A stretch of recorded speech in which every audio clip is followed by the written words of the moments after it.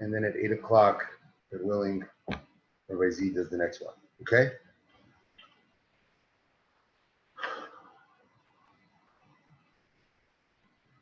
Great. Shkoyach, Danny. All right. I will begin now. Okay. With the help of Hashem Yisbarach, we're going to learn today Daf Chav Daled 24, Masechta Shabbos. We left off on Chav Gimel Amud Beis, about 8 lines from the bottom. Eloi B'Shem and Sreifa.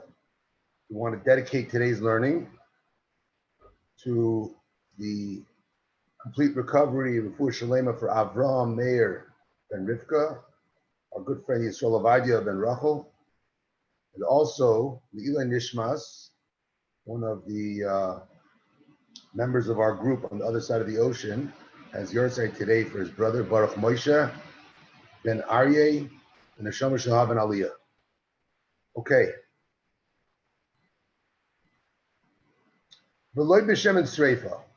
We learned in the Mishnah that you cannot use shemen sreifa, oil that needs to be burned.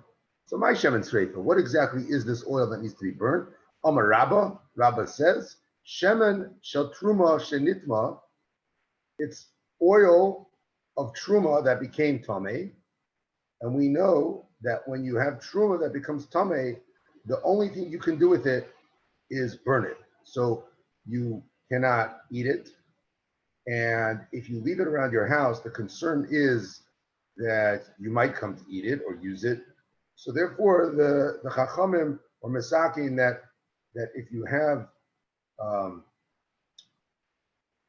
truma that it became tamei, you burn it. So if you have this oil and it's tamei, the Mishnah tells us you're not allowed to use that for Neiros Shabbos. You're not allowed to use it for a fire for Shabbos. So the question is why? Why do we call it shemen sreifa? Hayol sreifa, I mean, being that it's subject to burning. But Shabbos my time alive. Why can't you use it for lighting for Shabbos? So Rabbah tells us seemingly a novel idea, which is, all the other fuels that we learned about in the Mishnah, the concern was shemayata. Shemayata was this idea that you might come to adjust the cup that holds the oil to get it to burn better. Here, we're talking about oil. Oil burns well. So it's not a concern about it burning or not burning, right? The concern was that because it's a mitzvah to burn it, so Rabbah's mechadish that you still have this concept of shemayata. So you have this oil, you need to burn it, and if you use it for fire for Shabbos, there's this concern that you're going to manipulate it, and therefore it's also. If what you said is true, then why wouldn't they allow this shemen sreifa to be used for Yom Tov? And we know that on the next page, we're going to come to the next Mishnah. We learned in the Mishnah, or we're going to learn in the Mishnah, that you're not allowed to use shemen sreifa on Yom Tov. So if the whole issue is shemayata is not a problem for Yom Tov, it's only a problem for Shabbos. So, and for the Gemara, Gzeira Yom Tov atu Shabbos, it was a Gzeira on Yom Tov because of Shabbos. If you come to use shemen sreifa on Yom Tov, then you might come to use it on Shabbos, and on Shabbos you might shemayata. So therefore, it's also. Chizda Amar, Chizda says, nah, he disagrees. The Shema Yata Lechashina. He doesn't subscribe to this concern of Shema Yata as in relation to shemen sreifa. Here in our Mishnah, what we're talking about Friday being Yom Tov. So it's Yom Tov going on to Shabbos, and we know there's a rule that lefisha ain't certain b'kodesh b'Yom Tov. So being elahacha b'Yom Tov shecholias erev Shabbos askinan lefisha ain't certain kodshim b'Yom Tov. There's a concept that we do not burn kodshim on Yom Tov. Being that you don't burn kodshim on Yom Tov, and truma is considered kachim. So therefore, you are not allowed to burn truma oil, even though it needs to be burned. So this shemen sreifa is usher to be burned on Yom Tov. So when our Mishnah tells us that it's usher to burn it on Shabbos, Reb Chizda is saying regular Shabbos, no problem. You could burn it on Friday to use it on Shabbos. The only challenge is when that Friday is a Yom Tov, because this concept of we do not burn kachim on Yom Tov. The Hamidik Tani Seifa, but from that Mishnah, right? The latter Mishnah, which we just quoted, which is on Chaf Daled Amid Beis. You're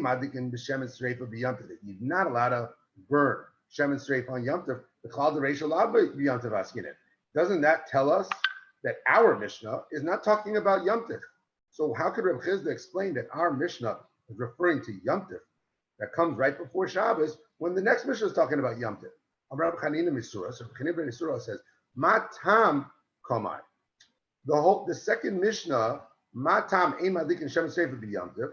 The fish ain't surfing kachim Yom Tov.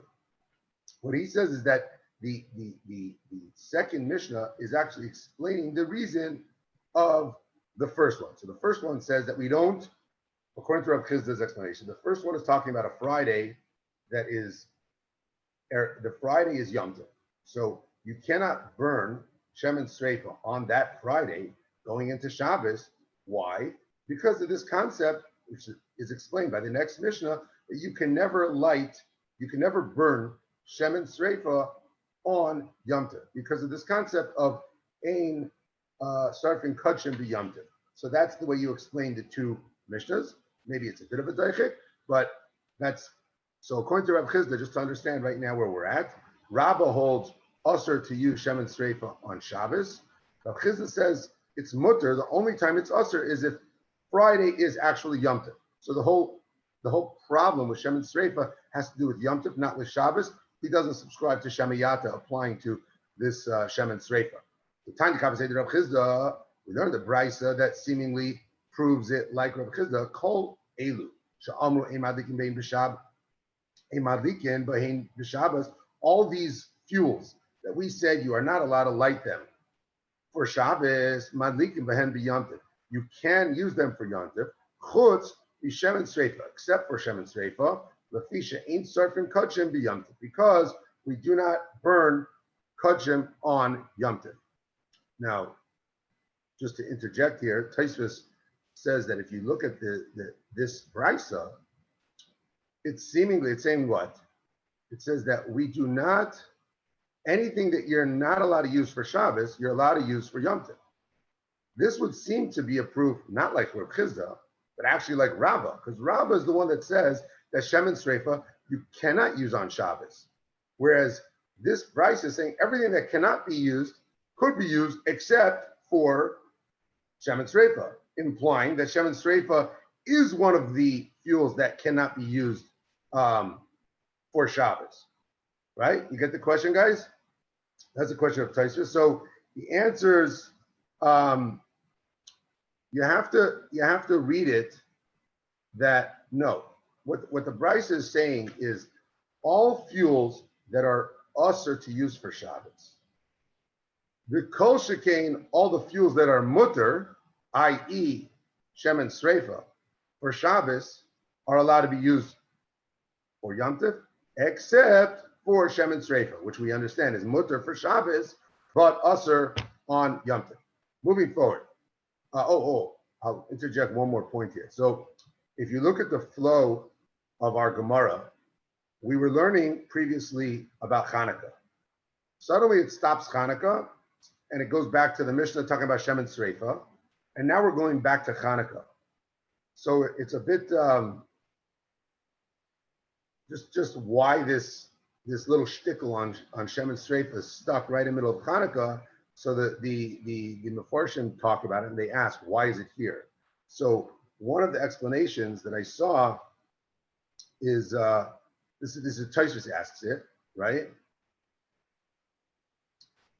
He says, so what's it doing over here? So the Rashba answers that it all connects to the concept that we learned previously about the Neiros Chanukah, there's a machlokes whether we say Asher Lahenos or not, right? Are you allowed to benefit from the Ner Chanukah or not? Remember, we learned this, I think it was a blot ago, two blot ago, and they were trying to tie it into the opinion of Rab. But either way, if you hold that you're not allowed to benefit from the light of the menorah, then there should be no concern of Shemayata, which was the position of Rabbah here. So Shemen Sreifa, right? Which if you're going to use it for your menorah, you're not going to touch it anyhow because you're not allowed to benefit from the light of the menorah. In such a case, you should hold that. So then what's the problem? So Rabbah would hold, according to Rabbah's position, where you say Shemayata because it's a mitzvah. So then maybe even still, you would be concerned that it's a mitzvah to burn up the shemen sreifa, this tamei truma oil. So therefore, that's why it interjects this sugya right here, because it does connect in that respect. So if you hold that it's asher lahenais, according to the opinion of Rabbah, it would still be a problem to use that for Chanukah. According to Rav Chizda, where you're not worried about this concept of Shemayata just because it's a mitzvah to burn the truma, so then maybe if you're of the opinion of Asur Lahenos, then Taka, maybe you would be able to use Shemen Sreifa for your Chanukah menorah. Yeah, so you could Ayin Sham, and we'll keep on going. So that's just a reason as to why this Shemen Sreifa comes right here in the middle of the sugya of Chanukah. Getting back to Chanukah, Mahu lahaskir shal Chanukah b'birchas hamazon. What's the halacha as to whether we mention Chanukah in birchas hamazon? Kevon imidrabanan hu loy matkirinan, being that the whole inyan of Chanukah is a midrabanan to begin with, so therefore maybe we shouldn't mention it, as opposed to like let's say on Yom Tov, when you bench on Yom Tov, we mention in Yalav Yaveh, right? We mention Pesach, we mention Sukkot, we mention even Rosh Chodesh, right? These are all we mention in benching. Maybe the reason is that those are of biblical of nature, so you mention it. But Chanukah, which is only the Rabbanan, you don't mention it. So maybe because of this, there's a whole inyan of Pirsumei Nisa as it relates to Chanukah, so we do mention it. So that's the question of the Gemara. Amar Rava, Amar Rav Schayra, Amar Rav Huna. Ein maskir, take. We do not say al anisim in benching. The imbal haskir, maskir b'hayda. But he says, if you do want to say it, so you should say it in the birchas hayda, which is in after Noida Lacha, which is taka the way we practice it today. Now, just to give you a little understanding of this question, why would you say? So we all know that you say that we do say. No one's disagreeing that we say al anisim in Shemona Esrei, in davening, right? The question is here, do you extend it to benching as well? So do you also say al anisim, mention Chanukah in benching? So we mentioned, is it rabbinic versus biblical, or is it about Pirsumei Nisa? So one of the explanations I saw is that by Tefilla, when we daven, normally we daven b'tzibur, right? Not right now, where the Rabbanim, all the Rabbanim told us that Paskin, you're not allowed to daven b'tzibur because we all have to be home for social distancing. But in normal cases, where we're all davening in a minyan, right? So the inyan of Pirsumei Nisa is applicable. You have more than 10 people. You have to say Al Nisa to spread the concept, spread the nace of Hanukkah. Whereas by benching you have a little meal, you wash, you eat. There's no Pirsumei Nisa here. It's just, there's anyhow. So that's kind of one of the rationales that you could think about as to why you would have to say Al Anisim by davening, but not by benching. So Rav Huna, bar Yehuda equal Levei Rav. Wait, 1 second. Did I mention the other opinion? I said Amar Rav Rav Huna Ein Maskir. He says you don't say it la halacha, but if you want, you could insert it by Noida Lacha. Rav Huna bar Yehuda equal Levei Rava. Rav Huna bar Yehuda once visited the Beit Rava, so Rava's yeshiva, So Savar ad Kure the Bnei Yerushalayim, and then while they were benching, he thought, oh, I'm going to add Al Anisim in Bnei Yerushalayim, meaning in the same spot where we put Yalav Yavai, he was going to put Al Anisim over there. So Amar Lahu Rav Sheshes said to them, Kitfila, the reason Kitfila, mat tefila b'haida, just like by tefila, you mention it in Moedim, right, which is the bracha of haida.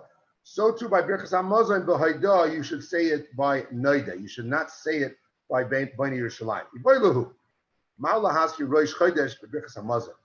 What's the halacha about saying Rosh Chodesh? So Yalav Yavai in benching. So this is the same question that we just had about Al Anisim, and I mean, just it's you have to wrap your head around this. That today we're all used to saying Al Anisim in benching. We're all used to saying Yalav Yavai for Rosh Chodesh in benching. But this was a question: do you or don't you? So the same question that we had by Al Anisim, they had by Rosh Chodesh. So Intin Salaymar B'Chanukah D'Rabbanan Lo Tzarich. So if you're going to say that, let's say you go with the opinion that says Chanukah, you do not say Yalav Yavai. I'm sorry, Chanukah, you do not say Al Anisim in benching because it's D'Rabbanan, right? Versus Dairaisa the Rosh Chodesh, Dairaisa Tzarach. You would say that Rosh Chodesh, which is biblical in nature, you would need to mention it in benching. Aydilma, or maybe, given the lay Asr B'Asiyas Malacha, Lemas Kavina. Comes with a new svara that says Rosh Chodesh, there's no Isser on Asiyas Malacha. We all go to work on Rosh Chodesh. Maybe you have a little custard Danish in the morning, but after that, or you give your kids the donuts as a treat for Rosh Chodesh. But you're allowed to go to work on Rosh Chodesh. So maybe because there's no Isser in Asiyas Malacha, there's no inyan to say a Yalav Yavai in benching. Contrast that, let's say, to Sukkot or to Pesach, where it's Yom Tov, where you're not allowed to do Malacha. That's where you would be saying Yalav Yavai in benching. So Rab says Mazkir. You do say Yalav Yavai in Birchas Hamazon on Rosh Chodesh. Rav Chanina Omar in a Mazkir. Chanina says you do not say it. Omar Abzrika, the Koit Rav Bidach the Koi Rabbi Oishaya Kavasei. He says, I think that the opinion of Rav is the correct one, and he's going to prove it from Rabbi Oishaya. You know, if you remember, we learned a couple of blot ago, Rabbi Oishaya was one of the two, I guess, last generation of Tanoim, that they were the ones that assembled the Brises. So the Tani Rabbi Oishaya, the other one was Rabbi Chia. So Tani Rabbi Oishaya, Yomim she'ein bohen korban musaf, on days where there's no korban musaf, going, I'm sorry, Yomim she'yesh bohen korban musaf, on the days where there is a obligation to bring a korban musaf, going Rosh Chodesh, Chodesh Hamayid, like on Rosh Chodesh and Chol Hamayid. Arvis b'shachris u'mincha mispal Shemona Esrei. By Myriv, by Shachris, by Mincha, when you say Shemona Esrei, v'omer me'ein ha'ma'oira b'avoda, you add Yalav Yavai in the bracha of avoda. Bracha avoda is ritzei, okay, and that's what we do. That's what we taka do today. V'mloi amar machzirin oisei. If you didn't say Yalav Yavai, you taka have to repeat it. You have to go back and say it. Ve'ein b'hem kedush alakais. And on these days, you don't make kiddush over a cup of wine. Yesh ben haskara b'Birchas Hamazon, and you do mention it in Birchas Hamazon. So you do have Yalav Yavai both on Rosh Chodesh as well as on Chol Hamoed.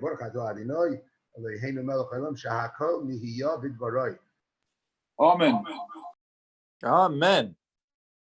Okay, so Yomim she'ein bohen korban musaf, on days where there's no korban musaf, going sheni v'chamishi, like on Mondays and Thursdays, the Taniyas Mamodes, and on fast days and on Mamodes, which is Mamodes were fast days established for the Mishmar of that day. So now the Gemara stops and says, interjects it. Whoa. Sheni v'chamishi. My ever to tell you, what's so special about Mondays and Thursdays? What about Sundays and Tuesdays? Why do you say just Mondays and Thursdays? So he says, Ella, this is what he meant to say. Sheni v'chamishi v'sheni shel taniyos. We all know about this concept of bahab, right? So there was an inyan of fasting Mondays, Thursdays, and Mondays. Okay, we call it bahab. So on those Mondays, Thursdays, and Mondays where you're fasting, mothers or the mother's fast, arvis v'shachas mincha mispal shmona esrei v'omer me'ena ma'oira b'shamei tefilla. On those days where you're fasting, you insert the prayer of Anenu, right? Me'ena ma'oira is referring to the prayer of Anenu. Where do we say it? In Shemei Tefilla. V'im lo yamar, ein machzir nesei. If you did not say Anenu, you don't go back and have to repeat the Shemona Esrei. Ve'ein bahen kedusha l'kois. That's a parenthesis. Ve'ein bahen haskara b'berchas hamazon. You don't say Anenu in berchas hamazon. Now, you might say to yourself, wait a minute. If I'm fasting, why am I saying berchas hamazon? So they say it refers to, let's say, when you're fasting Bahab, it starts in the morning. Okay, the fast starts in the morning, but the day, as we know, starts the night before. So the night before, when you're eating, okay, it's a meal that is part of the day that you're going to be fasting. So I guess there's a svara maybe that you should say Anenu. It tells us no, we don't say Anenu. Okay.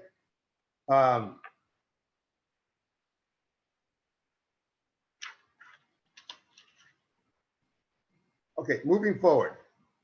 So Ibaylahu, Mal lahazkir shel Chanukah b'musafin. What's the halacha as to whether you mention Alanisim, whether you say Alanisim in Musaf on Chanukah? So we all know that every Chanukah there's going to be a Shabbos Chanukah, there's going to be a Rosh Chodesh Chanukah, right? Rosh Chodesh and Shabbos, there's a Musaf prayer. The question is, do you add Alanisim in that Shemona Esrei? Do we say that being that on a regular day of Hanukkah, there is no Musaf? So therefore, now, just because it happens to be Shabbos, we're not going to add Alanisim in Musaf. Or Dilma, Yom Hushachayv Arba Tefillos, being that it's a day that's Machayv and Arba Tefillos, right? So the same way that you say that you add Alanisim in the other three Shemona Esreis, in Ma'ariv and in Shachris and in Mincha, so too you add it into Musaf. Rav Huna, Rav Yehuda, Amar Tarvayu, Ein Mazkir. Rav Yehuda and Rav Huna and Rav Yehuda both say no, you do not add Alanisim into Musaf. Rav Nachman, Rav Yochanan, the Amar Tarvayu, Mazkir, Yitaka do mention it. Amar Abaye Rav Yosef. Abaye said to Rav Yosef, Had Rav Huna, Rav Yehuda, the Ravu. He says that this opinion of Rav Huna and of Rav Yehuda, this jives. They're actually stating the position of their Rebbe, which was Rav. Rav Gidol, Amar Rav. He brings down from Rav Gidol, who said in the name of Rav, Rosh Chodesh Cholias b'Shabbos. In a case where you have Rosh Chodesh falling out on Shabbos, so you have Shabbos Rosh Chodesh. So Hamaftir b'Navi b'Shabbos, Ein it tzarich lahaskir shel Rosh Chodesh. When you make the brachas of the Haftorah for when you're making the brachas of the Haftorah, there's no mention of Rosh Chodesh in the brachas. You finish off, at the end of when you're making out, when you finish off the bracha of the Haftorah, you only mention Shabbos, you don't mention Rosh Chodesh. She'il Mali Shabbos ein Navi Rosh Chodesh, because if it wasn't Shabbos, you would not be reading Haftarah on a regular regular Rosh Chodesh. Let's just say Rosh Chodesh was Tuesday. There's no Haftarah. The only reason why we have Haftarah is because it's Shabbos. So seemingly they're trying to bring a proof that just like he's saying that you don't mention Rosh Chodesh in the Haftarah of Shabbos Rosh Chodesh, because the whole reason that we have that Haftarah is only because of Shabbos. And if not for Shabbos, if it was just Rosh Chodesh, you wouldn't even have Haftarah. So too, we want to make the comparison that by us, if it wasn't Shabbos, if it wasn't Rosh Chodesh, there would be no Musaf. So therefore, there's no reason to say Al Hanisim in Musaf on Shabbos, on Chanukah Rosh Chodesh, or on Chanukah, on Shabbos Chanukah. So, frankly, Gemara, me dummy, is this similar? Hassan, Navi the Rosh Chodesh Lekach Klal. There's no Haftarah read on a regular Rosh Chodesh at all. Hacha, Isay Arvis V'Shachos Mincha. Whereas by us, in our case, when we were talking about Shabbos Rosh Chodesh, or I'm sorry, Chanukah Rosh Chodesh, or Chanukah Shabbos Chanukah, we're saying Al Hanisim already by Ma'ariv, by Shachris, and by Mincha. It's already being done. The only question is, do you say because there's a fourth tefillah that you added in there? So how are you comparing these two? That's not a good comparison. So after the Gemara, Ela Lahad Damya. Rather, Abaye's point that the opinion of Rav Huna of Yehuda is the opinion of Rav is correct, but that's the wrong case that proves it. The correct case that proves it is the Amar Rav Achadvoy, Amar Rav Mas, Amar Rav. Yom Tov Shecholi is b'Shabbos, on a regular Yom Tov that falls on Shabbos. Hamaftir b'Navi b'Mincha b'Shabbos ein etzorch lahaskir shel Yom Tov. Now, this is just an interesting, bit of our history, is that back in the day, I'm not sure exactly what time period, the Minig Yisrael was to actually read a Haftarah by Shabbos Mincha. And then, I guess, in the time of the Persians, it was abolished, and it was never reinstated. It was never reinstated to read from Nevi'im Shabbos Mincha, but instead they would read Ksuvim. Okay, that's the kind of the history of it. So the point being that when they were reading this Haftarah, this by Mincha, they would not mention Yom Tov. She'il mole Shabbos ain't navi b'mincha b'Yom Tov. Because if it wasn't for Shabbos, if it was just a regular Yom Tov, by Mincha, they don't read Haftarah by Mincha on Yom Tov. So therefore, when it's Shabbos Yom Tov, and there is Haftarah by Mincha, you do not mention Yom Tov. So this is actually a good proof. This lines up with what we're trying to prove about Al Hanisim in Musaf, because that would be an example where certainly by Shachris, right? By Shachris, in the case of Shabbos Yom Tov, you do mention Yom Tov in Haftarah, even though by Mincha you do not, because if it was just Yom Tov, you wouldn't have that Haftarah, right? Similarly, they're proving that according to Rav, it makes sense that on Shabbos Chanukah or Rosh Chodesh Chanukah, we do not say Al Hanisim by Musaf, even though we say it by even though there is Al Hanisim in Ma'ariv and Shachris and Mincha. Okay, moving forward. The Gemara says, so even though that's the opinion of Rav, that's not, the halacha is not like this. Ella kihad amar Rav Shubin Levi, like it goes according to like what we learned from Rav Shubin Levi.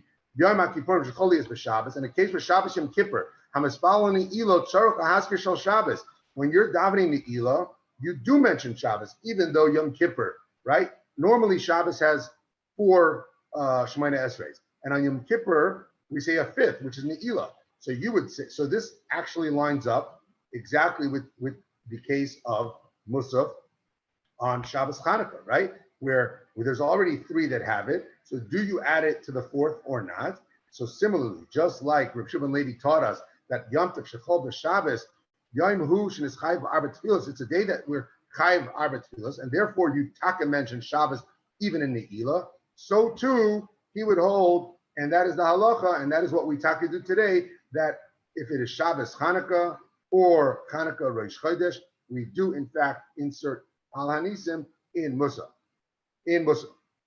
Kashi Hilchas Al Hilchas. So now it brings up a stira between the halachas of Rabbi Shubin Levi, because Amid Hilchas Rabbi Shubin Levi, B'Kaimelon Hilchas Rava. He said that the halacha is like a Shubin Levi, but it's also established that the halacha goes according to Rava. The Amar Rava, what does Rava say? Yom Tov Shechol Lis B'Shabbos, She'echat Tzibur Yer Lifnei HaTeva Arbus.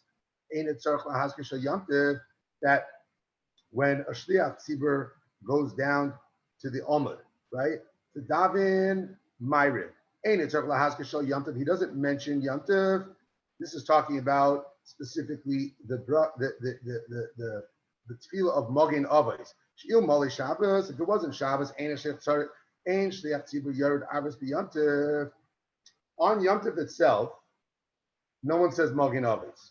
The whole reason that we say Magen Avos is only Shabbos, and this goes a little bit of a history lesson here. Is that the reason why Magen Avos was established was that in the old days, the shuls were not located so close to the neighborhood where everybody was living. So it was a bit of a tircha to walk to shul. So on a regular night, Ma'ariv, people didn't go to shul. But Friday night, everybody went to shul. And a lot of people would show up late. If you showed up late to shul, it was a concern that you would end up being in shul later than everybody else. Everybody would leave. And then you would end up walking home alone, and you could be damaged by various forces, the mazikin, right? So as a result of that concern, they established the end of Ma'ariv on Shabbos. They put in the prayer of Magen Avos. So basically, while the other people, the latecomers, are trying to catch up, we're all singing Magen Avos, and it gives them time to catch up. And then everybody walks home together in safety. Okay, so on Yom Tov there is no Magen Avos, right? So Rava said that on Shabbos Yom Tov, you don't have to mention Yom Tov in Magen Avos, because if not for the fact that it was Shabbos, you would not be saying Magen Avos at all. So this rationale seems to conflict with what we just learned about what we learned halacha from Shulchan Levi about Shabbos and Kippur, where you mention Shabbos and Elyahu, or this the position that we would say Al Hanisim in Musaf, even though it's not connected to Musaf. The Musaf is only connected to Shabbos and Rosh Chodesh. Yet here we're not mentioning Yom Tov in Magen Avos. So there's a correlation between the fact that Rava says you don't need to say mention Yom Tov in Magen Avos on Shabbos. That it seemingly contradicts with the idea that we do need to mention Shabbos in Ne'ilah or Hanukkah in Musa. So, and for the Gemara, Haki Hashka, is this even a comparison? Hasam b'dinhu da'afilu b'Shabbos nami lo yitzaref. In the case of Rava's case, right, on Shabbos, so it's logical, right, that even on Shabbos you don't really need to say Magen Avos. Rabbanan hu d'takune b'shum sakana. The Chachamim established the whole prayer of Magen Avos at the end of davening because of sakana. So being that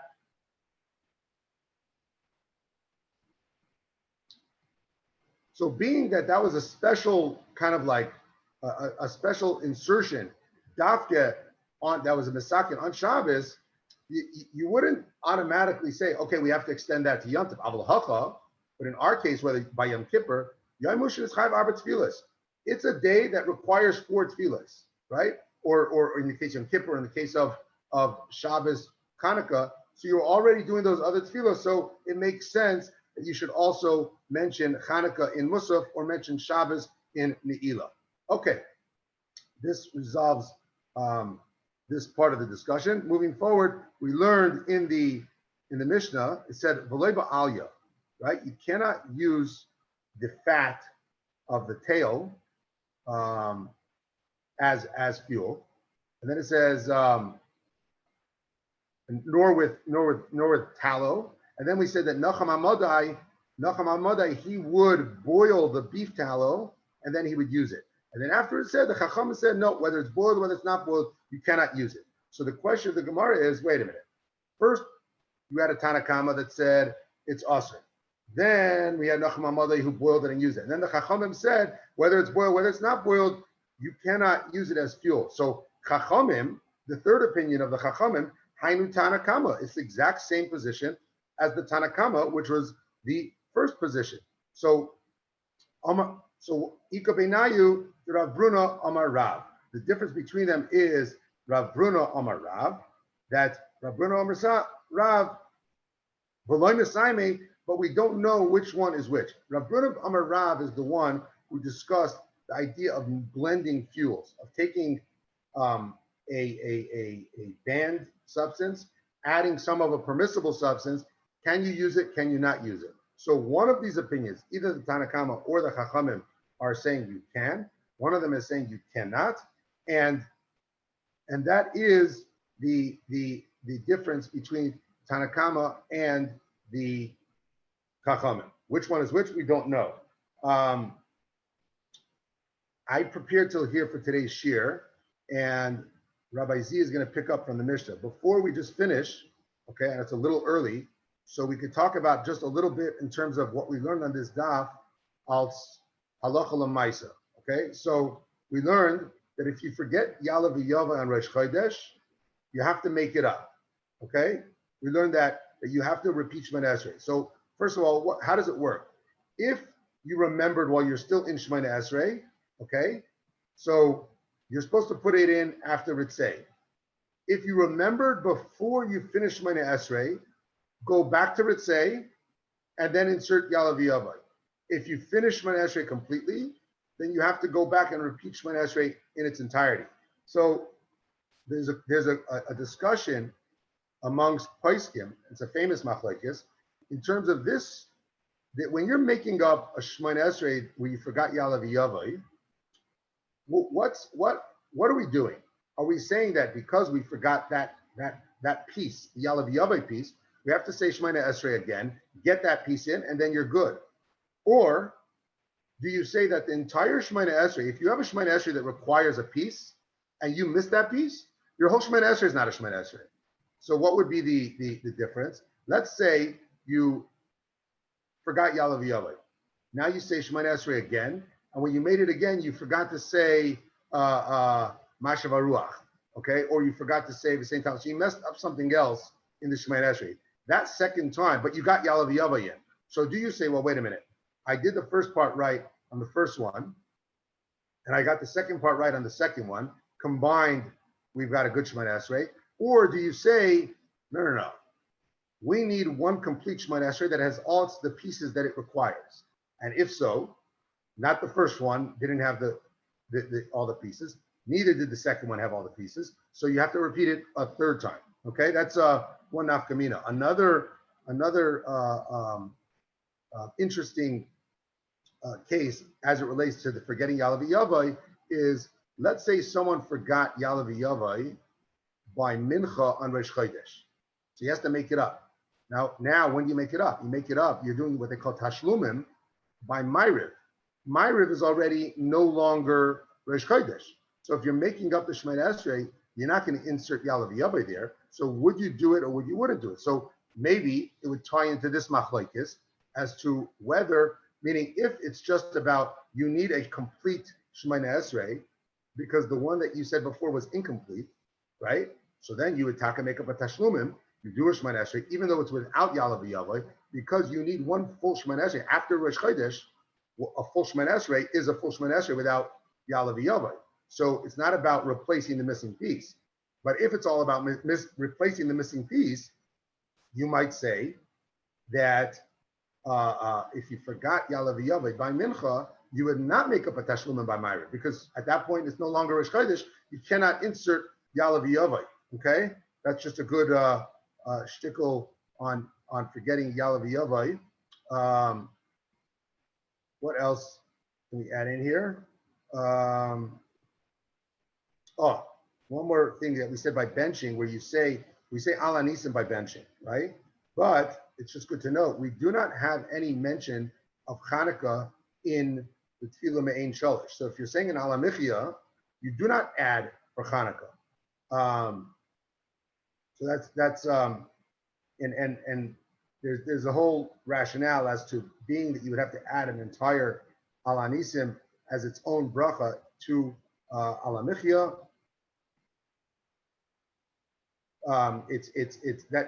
That's one of the rationale as to why we don't add ala nisim to ala michya, is because you'd have to put in an entire passage, the whole thing of ala nisim. And if you had it that way, then you would think that if you forgot it, that you have to repeat it. And we know the halacha is, like we learned in the Gemara, that when you forget ala nisim in benching, you do not repeat benching, right? on Hanukkah. Last nugget of halacha as it relates to this daf is that what happens if you daven Shemoneh Esrei and you know you intended to say Ya'aleh V'yavo, you finish and you don't remember, did you say it or did you not? Not that you remember, you know for sure you didn't say it. You don't remember, did I say it or did I not say it? So in such a case, they paskin that you can assume that if you had the intention to say it and you don't know, that you taka said it. That concludes today's shiur. We will continue hopefully at 8 o'clock with the rabbi. Yom Tov, everybody. Yes, of course, Danny. Danny, Daniel, can you post the Sure, Danny. link again for that one- Rabbi Zientz's shiur? Yes, I'll be posting like shortly. Thank you.